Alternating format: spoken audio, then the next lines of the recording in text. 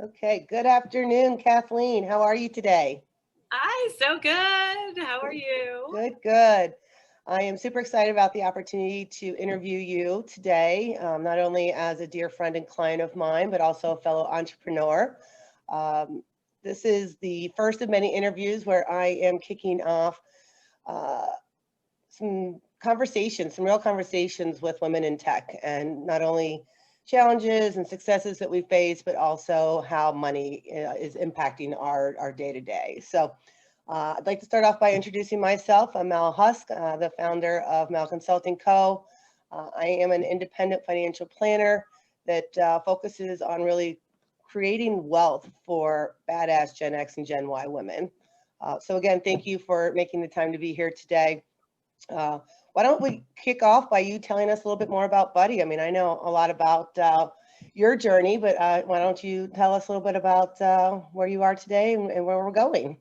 Cool. Well, I'll first say I'm so grateful for your support and your friendship, and just to think that we would not have met had I not gone to the Women in Tech breakfast Wow, that's through right. General Assembly. That was last January. It seems like a lifetime ago now, but And that's that a was good point because you were still in corporate at that time. I was still, yeah, I still had my full-time job. I was building Bus Buddy on the side. I think those breakfasts start way before our usual wake up time. And Yes, they that day, do. I can't believe you were up that early because you're a later riser, I think, even than me, and I sleep late. But it started at 7:30 a.m. I think was It was. networking. And Hmm. that day in Chicago was the one of the days that it was like 20 below, It and you was. sat next, like you came in, sat next to me, and we've become fast friends. So just to think that we would never have met if not for that breakfast. So it was serendipitous, and I'm grateful to be here. So Mel mentioned I'm Kathleen Brown. I founded Buddy last officially last July, but I started working on it, the holidays of 2018. And Buddy is essentially a digital coping companion for adults that have been touched by cancer. So we do that by supporting sort of their healing process, and we do that through community. So like content and conversations within a free community of people that are in treatment, are in recovery, and then we have a social tool and a marketplace that allow friends and family members that don't know how to support them and don't know what to say and what to do. It allows them to learn how they're feeling and how they can help. I think that's a really big, and I want to stop you there. I think that's a really big piece of what you're doing because, knock on wood, I've been fortunate not to have had cancer impact my life. But if somebody was to call and kind of drop that bomb on me, I wouldn't know what to do either. And so I think there's a real need for what you're doing because I know we've talked a lot about how, and I don't want to steal your thunder from your journey, but you know, I would be like, hey, I'll send some flowers, but that's not really helping the situation. So tell me a little bit more about like what you Yeah, guys will be offering in that marketplace totally. And I'll and in the community as well.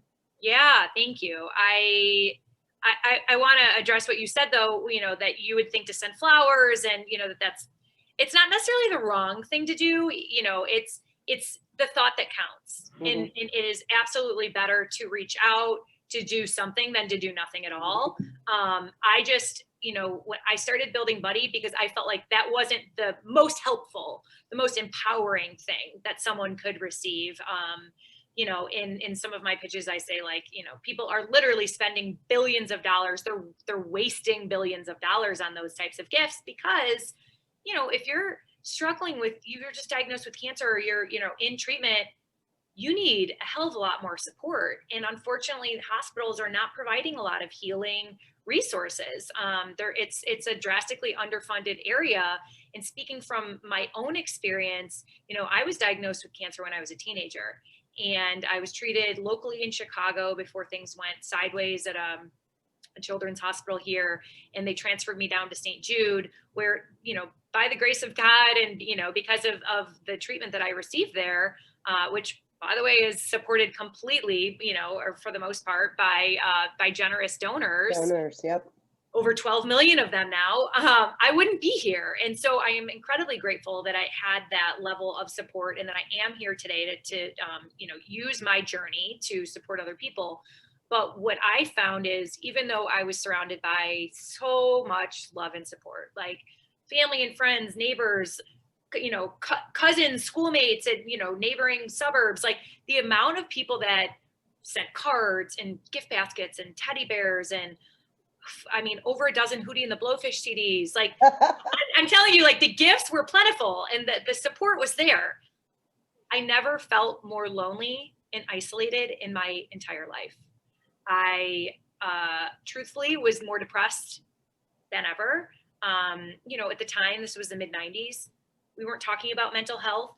Right. I didn't feel empowered to talk about it. I took my anger and shame and all of that out on the ones that I love, unfortunately. I can imagine. While I was in the early days of recovery, I planned to take my own life.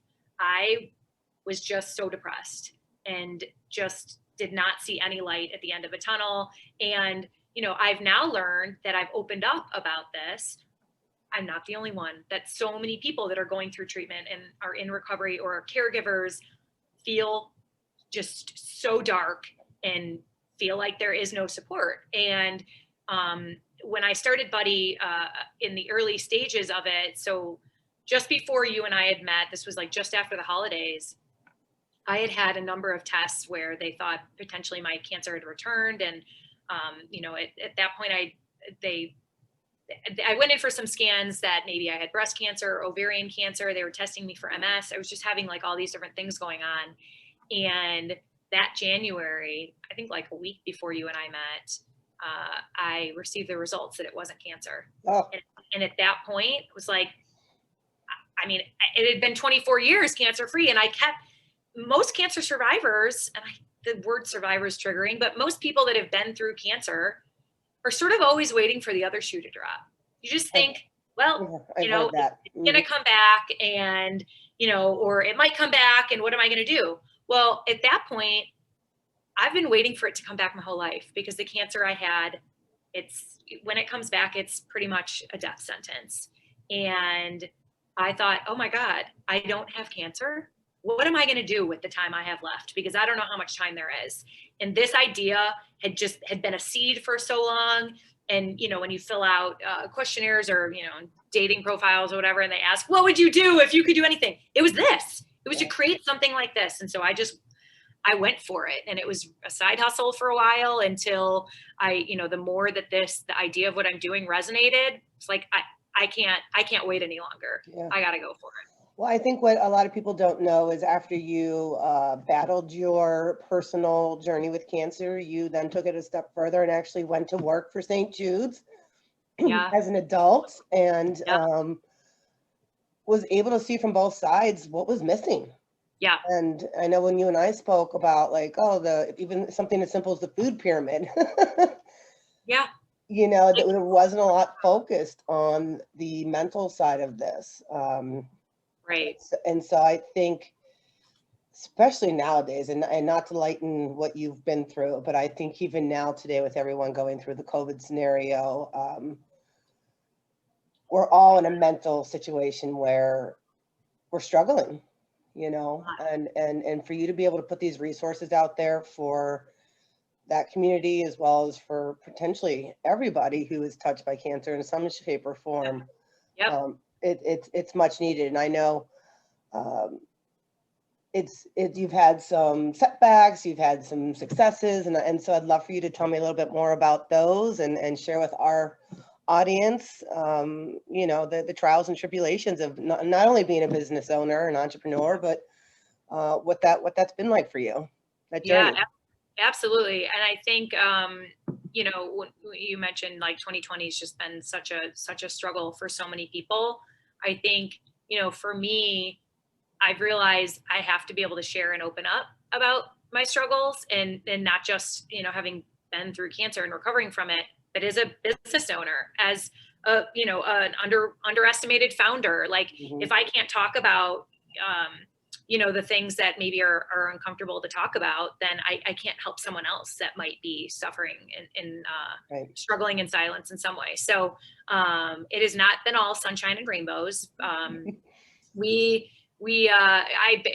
I spent just over a year building Buddy, building the foundation of Buddy, doing lots of R&D, you know, meaning talking to hundreds and hundreds of people to really get the idea together, building the business plan, you know, scoping out what the platform was going to look like and how it was going to work and how it was going to be, you know, eventually profitable so that we could keep going and hire people to be able to, you know, connect people to the resources.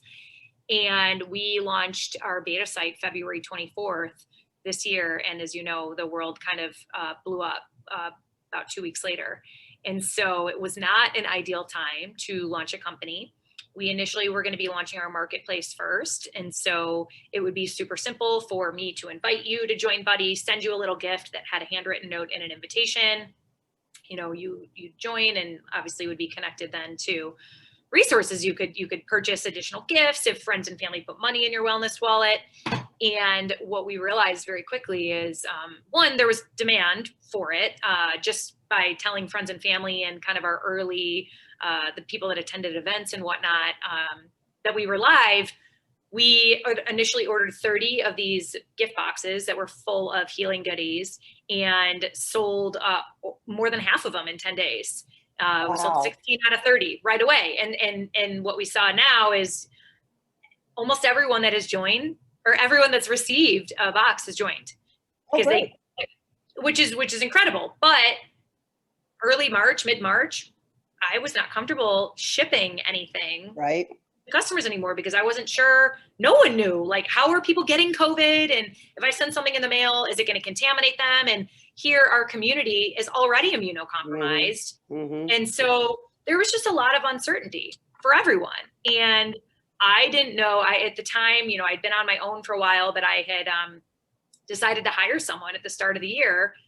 Suddenly, you know, we've got to figure out, how do we stay well? How do we keep our families well? Can we even be around family members? Like, the whole thing was just nuts. And so I, at the time, had been in an accelerator program called Get Shit Done with 10 other female founders led by Alex Batdorf, who's just incredible. And I'm just so grateful that I had their support at the time, because we were all like, what the, you know what, like, what now? How in the heck are we even going to stay afloat? And and so at the time we were preparing for our demo day, like going to like pitch hundreds of investors. And it's like, I don't even know what is what and how we're going to stay afloat. And so really one of the things that got us through this period and has allowed us to now grow the community substantially is checking in with people one-to-one. Yeah, I was going to say, do formal research. Like, you don't, like, I was like, do I send like a newsletter? Do I do a Google form? No, just DM people, just call them, just text them. How are people doing? What's on their mind? And how can me individually help? How can Buddy help? And that's exactly what we did. And at the time, people are freaking out. They don't have masks. They can't leave their homes. Their treatment's delayed. They can't have friends and family coming to visit. They can't go to the grocery store, much less they're afraid to get groceries delivered. If the anxiety level was at an 11 out of 10, and we could do something about that with resources and with masks and with just being a companion, just me listening to them, that's what we did. And so that's how we built the community up. And when I say community, it wasn't a digital community yet. No. We didn't have that built. And the community was me, and talking to them and saying, hey, you got to get to know this person. Okay, have you heard of this? Okay, let me send you a little. I was just spending my own money that I don't have, just like, I'm going to send you a meditation app. Okay, I'm going to send you this Spoon acupressure mat. Like, how can I be of service to you? And then we ordered, I did a crowdfunding campaign. We got face masks for as many people as we could. I originally bought through one person that turned out to be a con artist, and then, you know, I had to get the money back and order from a new person, and just shipped masks with a handwritten note, with, you know, just a little bit of love inside, a sticker that said somebody loves you. And those are, you know, the early people that joined our community have been there. They haven't left us. They've told lots of other people about it. We're now live in the community. We have events. Like, it came from a place of just like, I don't want anyone to be as depressed and lonely as I was. How can I help you now?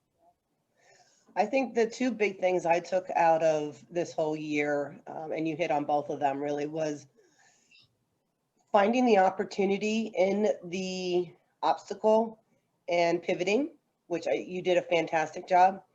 And as someone who, both of us are very relationship based, it was really nice to get back to the basics of phone calls. And, yes, we all struggled getting to, comfortable with the Zoom and, having networking in person anymore, and those type of experiences really gave us an opportunity to reset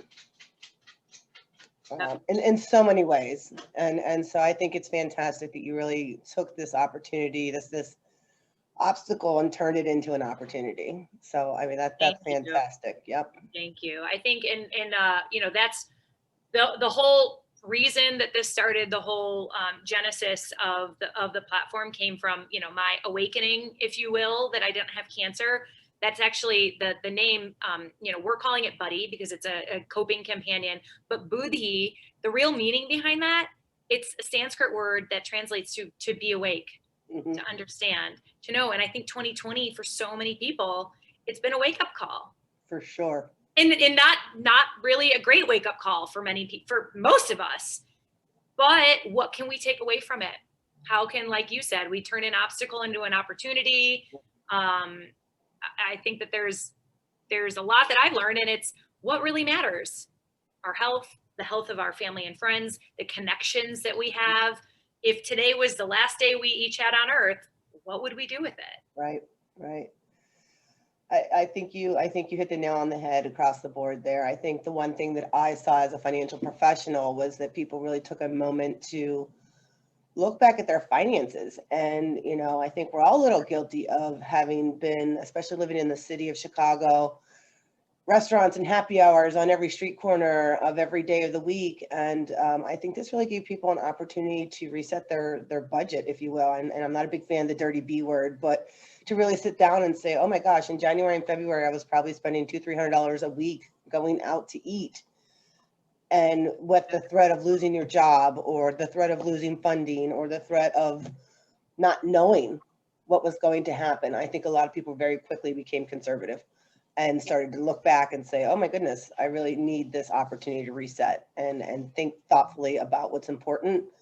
And that is cooking with friends and family, even if it's via a Zoom scenario, or just having people over for a potluck scenario, just reconnecting, with making relationships strong. So I think it's phenomenal that you took advantage of that obstacle. Yeah, absolutely. And also, thinking like, do I really need to spend money on X, Y, and Z? Like, I was in sales for a really long time before I went to St. Jude.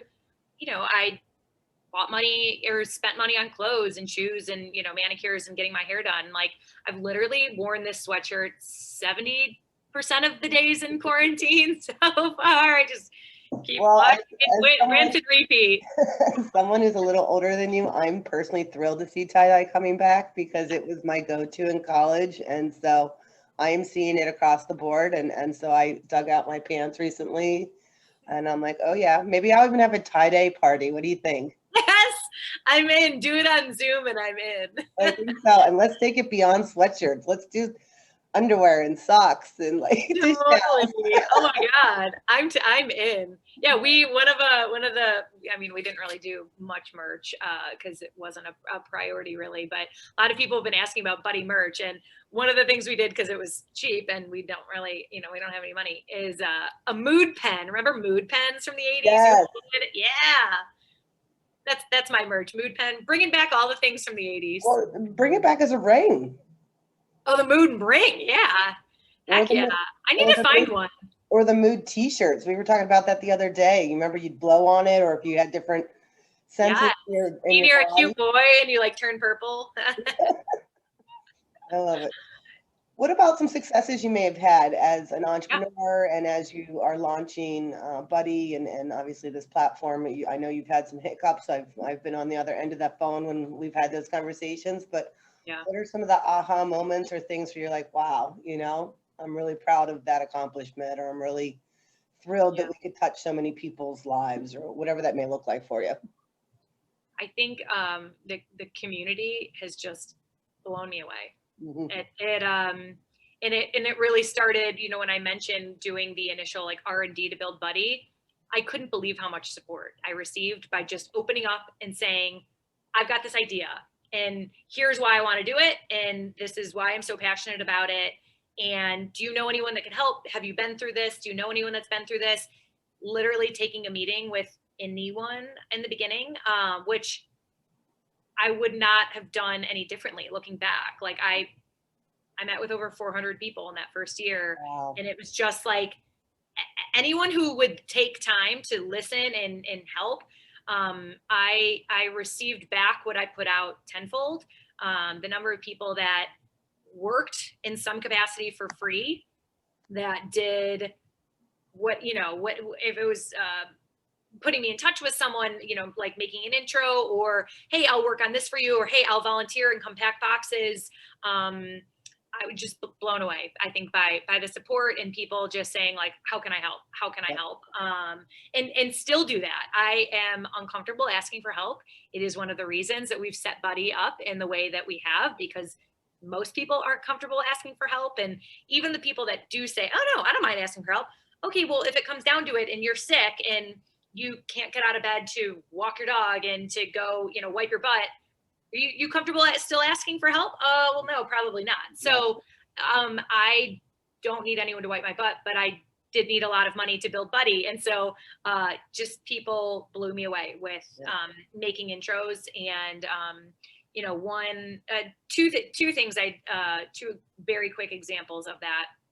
One, I mentioned my dog. Putting in startup hours is, it's not for the faint of heart. And I'm trying to glorify hustle culture, but that first year and a half, really up until mid spring, when I was trying to figure out how in the world are we going to stay afloat, 90, 100-hour weeks. And my poor dog was really neglected, just with some loving, not like she was neglected, not going outside.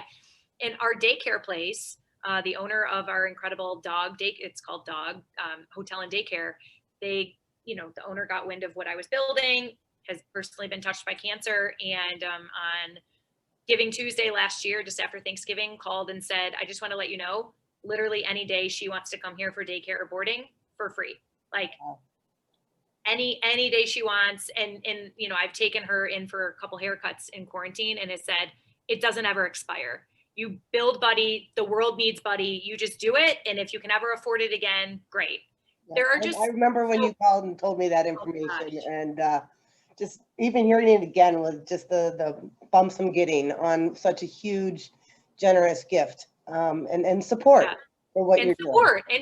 And like, not only, the financial support was so incredible, but her belief in me and saying, the world needs this. You have to keep building this. Your dog needs some loving. We'll take care of her. You take care of Buddy. Yep. So I'd mentioned her, and then, Bridget. And then another friend that I met through WeWork, Kristen, has an incredible marketing background, so much great experience, Fortune 100 companies. And she just also, has been touched by cancer. And literally the day she was getting married this spring, came and did a full day completely for free brainstorm to help us build our brand and the identity and messaging, and like people that just are of service and just, are the model of what I aspire to be when, I'm hopefully a technology startup leader.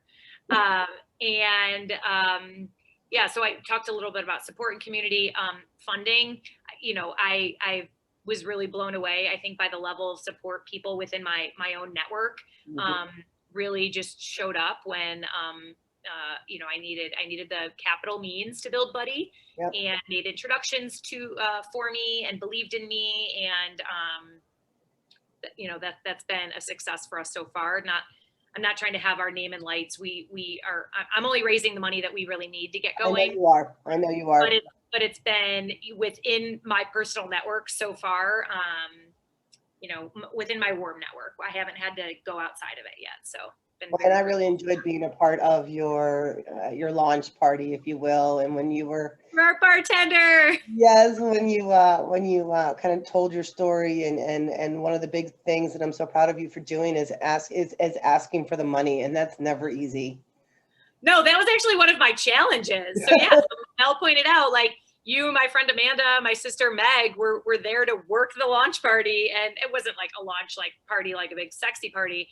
I invited people that, had been, St. Jude donors in the past, people that I knew, believed in me and knew, of my dedication to the cancer community. And yeah, I mean, you graciously, generously donated your time and helping me keep people entertained and happy. And of course, a little bit more in the giving spirit after they had some cocktails and whatnot. So yeah, so very, very grateful to you. But I will say that raising money in the beginning was more of a challenge. And I think this, I've found this to be very common with female founders is I am an assertive, confident person. Like I mentioned, almost 15 years of sales and development experience. Raising money for yourself and your own company is so much harder. And like asking for the money. So I was great getting the meeting, and the meeting would go great. And then we'd, be kind of wrapping up, and I'd be like, okay, cool. So let me know if you know anyone that has money. Bye. Like, Yeah. no, what? And so literally I had a call with another incredible woman, and was really on the phone with her to talk about some of our content and strategy and helping with some of that. And she's like, what are you struggling with right now? And at the time I was like, all right, I've had like 30 fundraising meetings. A lot of them have been with the same person multiple times. And she's like, are you having a problem closing? And I'm like, yeah, it's really hard to like ask for money. And she's like, okay, no, that's what we're starting with today. And so I literally followed up with everyone that I had met with and was like, all right, so here's what I'm raising. I need to know you in, you out. And if you're out, can you make 3 introductions for me? Right. And as you know, I started closing them all. So I just needed It's to be hard. It's hard to be in that uncomfortable spot as someone who's also in that sales and development realm. It's uncomfortable, and for whatever reason, men have no problem really with it, and as women, I think we struggle with that a little bit, and so yeah. One of the reasons I work so well with women in tech is because I think there's a lot of similarities with the challenges and the successes that women in finance face, and so I think there's a lot of alignment there, and I think we share a lot of the same experiences, if you will. Yeah. And I want to be very thoughtful of your time here.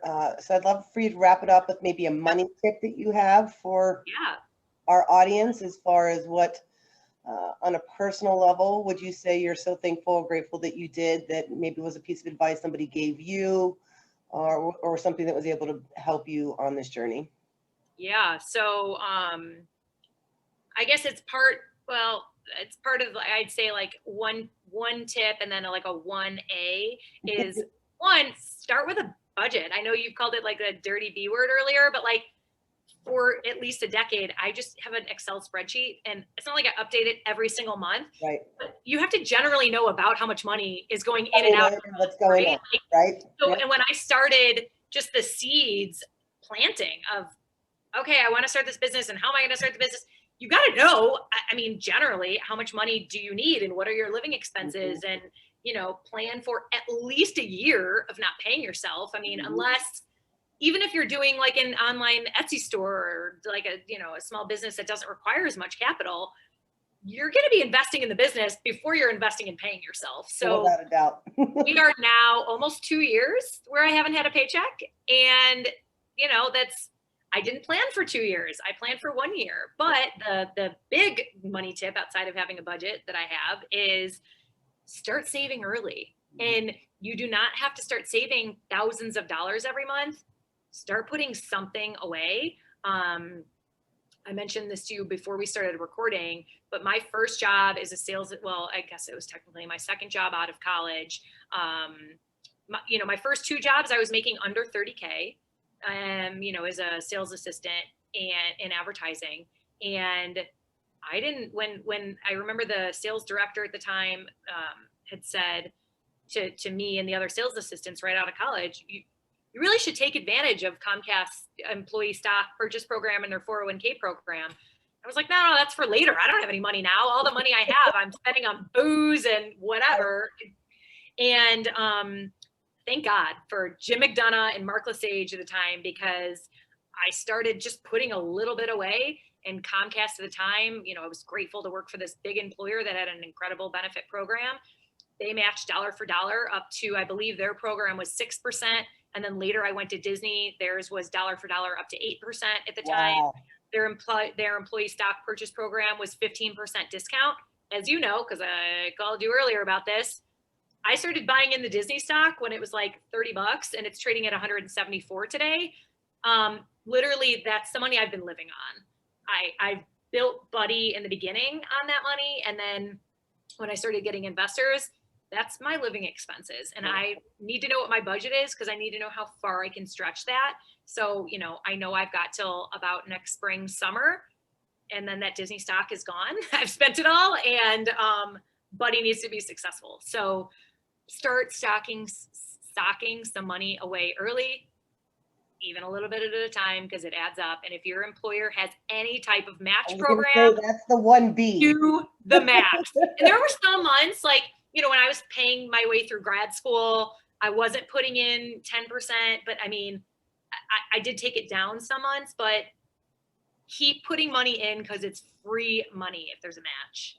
Absolutely. Yeah, the match is huge. I always lead with that. And I think you hit a good point as well. Even if you can do something as silly as $50 a month over time, that will really add up. And one thing I always tell clients is start with something low, 1%, 3%, whatever that match is that your employer will give you. And then every couple months, just increase your percentage by 1. You probably won't feel it as it comes out of your paycheck because, again, keep in mind, most of the time, that's pre-tax money. So it's coming off the top before the government gets the ability to tax it. And so I always say, why would you let the government take the money from you that you've worked so hard to earn? Yeah. Always, so pay yourself first, right? It's kind of like maybe not the dirty B word, but pay yourself first, always. It's such a great point. And if I may, and I know we've got to run, but to have a 1B is to hire someone like you to help them manage their money. Well, I thought the 1B was the awesome take advantage of the employer match. Yeah, I guess it's like start a budget. Right.